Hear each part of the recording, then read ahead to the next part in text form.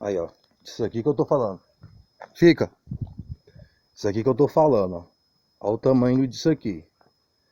Isso aqui é porque a água tá aqui em cima, ele é mais fundo. Imagina o cachorro cair aqui. Como é que resgata um dog aqui? Complicado, né? Livre. Pra cá. Então, viu aí como é que os comandos de obediência eles podem te ajudar nesse contexto? Não é obrigatório ter os comandos de obediência, mas eles podem livrar de muitas fatalidades. Olha o filhotinho. Filhotinho de boxe.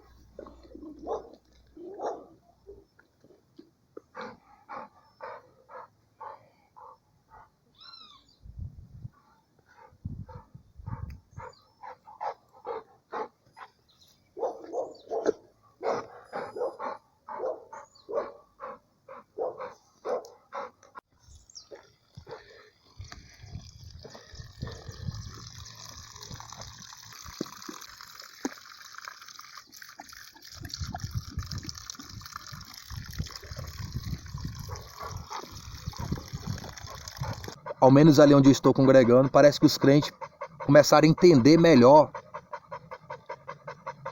o que realmente é o Evangelho.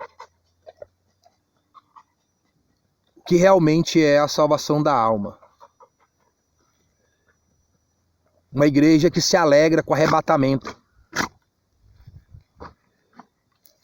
Sabe por que você não se alegra com o arrebatamento da igreja? Sabe por que você não se alegra com a volta de Cristo? Porque você vive no pecado. Não, é você que está congregando. É você que frequenta a igreja. Sabe por que você não sente aquela alegria espiritual, ânimo, força, quando fala do arrebatamento de Cristo? É porque sua mente é caída. Seu coração é terreno. Você está preso nesse mundo. Você está sendo vencido pelo inimigo. Suas cidades espirituais estão sendo dominadas. Você está sendo cercado pelo adversário. E você não está combatendo. Você não está lutando pela salvação da sua alma. Uma igreja que ela não se alegra com a volta de Cristo é uma igreja mundana. Pregadores que não têm inspiração da alegria da salvação são pregadores mundanos, inspirados por falsos espíritos. E a congregação ali se alegrou com a notícia da volta de Cristo. Eu tenho reparado há alguns anos, congressos e festas, pregadores, as pessoas se alegram com tantas coisas terrenas, que tem seu lugar, mas quando se falava do arrebatamento de Cristo, a igreja tipo murchava, a congregação murchava. Quando falava da volta de Cristo, algumas pessoas se murcham, elas se sentem oprimidas. Quem tem que ficar oprimido com a volta de Cristo é quem não tem Cristo como único Senhor e Salvador. O Apocalipse é má notícia para quem é condenado. Os acontecimentos futuros são terríveis para quem não é salvo. Mas para quem é salvo em Cristo como único Senhor e Salvador, os acontecimentos futuros é louvor, honra e glória eterna na volta do nosso único Senhor e Salvador Jesus Cristo. Pois quando Ele voltar e nos tirar deste mundo, nunca mais teremos aflições e angústias. Nunca mais teremos perturbação alguma, seja ela no contexto material, seja ela no contexto físico, porque no reino de Deus, na justiça de Deus, não tem pobreza, não tem miséria, não tem doença, não tem ladrão, não tem morte, não tem destruição. No reino de Deus é a paz perfeita, porque a paz perfeita não está nessa terra, nesse mundo. A paz perfeita está em perfeita comunhão com o Pai. E para ter essa perfeita comunhão com o Pai, na volta de Cristo, tem que estar aqui, arrependido e convertido dos pecados, e confessando Cristo como o único Senhor e Salvador, não somente em palavras, mas sobretudo em atitudes. Portanto, eu insisto solenemente com você, diante de Deus e diante de Cristo Jesus, que um dia julgará os vivos e os mortos, quando aparecer para estabelecer o seu reino, que pregue insistentemente a palavra de Deus em todos os momentos, sempre que tiver oportunidade, a tempo e fora de tempo, quando for conveniente e quando não for. Corrija e repreenda o seu povo quando eles precisarem. Estimule-os a fazer o bem e esteja todo o tempo alimentando-os pacientemente com a palavra de Deus. Porque chegará uma época quando as pessoas não ouvirão a verdade. Andarão de um lado para o outro procurando mestres que lhes digam apenas aquilo que desejam ouvir. Não ouvirão aquilo que a Bíblia diz, mas seguirão alegremente suas próprias ideias desorientadas. Você precisa estar alerta e vigilante contra todos estes perigos. E não tenha medo de sofrer pelo Senhor. Leve outros a Cristo. Não deixe por fazer nada que você deve fazer. Digo isto porque eu não estarei por perto para auxiliá-lo muito tempo mais. Meu tempo está quase terminado. Daqui a pouco eu estarei a caminho do céu. Muito tempo lutei incansavelmente por meu Senhor, e no meio de tudo eu me conservei fiel a Ele. E agora chegou a hora de eu parar de lutar e descansar. Lá no céu me espera uma coroa, a qual o Senhor, o justo juiz, me dará naquele dia do seu regresso. E não só a mim, mas a todos aqueles cujas vidas mostram que eles estão aguardando ansiosamente a sua vinda outra vez. 2 Timóteo, capítulo 4, do versículo 1 ao 8. Um dos 7 anjos que haviam derramado as pragas veio falar comigo. Venha comigo, disse ele, e eu lhe mostrarei o que vai acontecer à grande prostituta, que se senta sobre as muitas águas do mundo. Os reinos do mundo tiveram relações imorais com ela, e o povo da terra ficou embriagado com o vinho da imoralidade dela. Portanto, o anjo me levou em espírito ao deserto. Ali eu vi uma mulher sentada num animal vermelho que tinha 7 cabeças e 10 chifres, todo coberto de insultos escritos contra Deus. A mulher usava uma roupa de púrpura e escarlata, e belas joias feitas de ouro, pedras preciosas e pérolas, e tinha na mão uma taça de ouro cheia de indecências. Na testa dela estava escrito um título misterioso: A Grande Babilônia, mãe das prostitutas e da adoração aos ídolos em todos os lugares ao redor do mundo. e eu pude ver que ela estava embriagada com o sangue dos mártires de Jesus que ela havia matado, e eu a olhei fixamente, cheio de horror. Por que você está assim tão admirado? Perguntou o anjo. E eu lhe direi quem é ela e o que representa o animal em que está montada.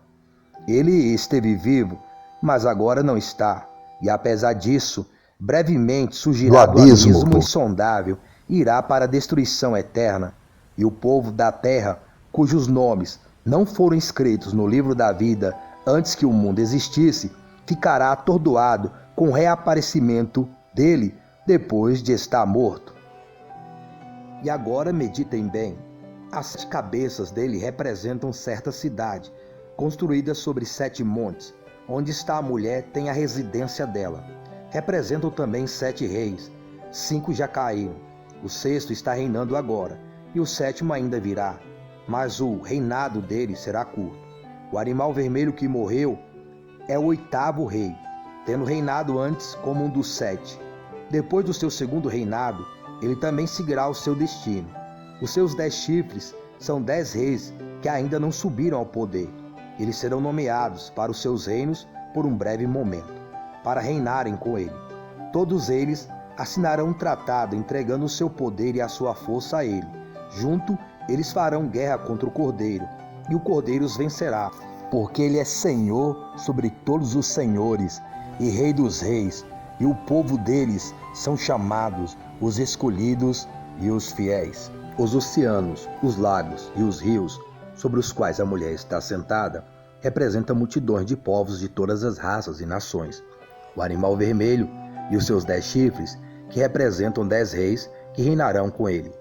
Todos odeiam a mulher, e a atacarão e deixarão nua e devastada pelo fogo, porque Deus lhes porá um plano na mente, um plano que executará os propósitos dele. Eles concordarão mutuamente em dar a autoridade deles ao animal vermelho, para que as palavras de Deus se cumpram. E esta mulher que você viu na sua visão representa a grande cidade que governa sobre reis da terra. Apocalipse, capítulo 17, do versículo 1 ao 18. É bem verdade que alguns pregam alguns temas e alguns contextos por moda, por aquilo que está na mídia gospel. É bem verdade que tem pessoas que pregam sobre a vinda de Cristo porque está em evidência, porque se faz agenda, porque se ganha convites para se pregar, não porque estão inspirados ou têm alegria espiritual para aquilo, mas como Deus de antemão já conhece aqueles que são seus, quando chegar no dia do juízo, cada um vai receber o que merece.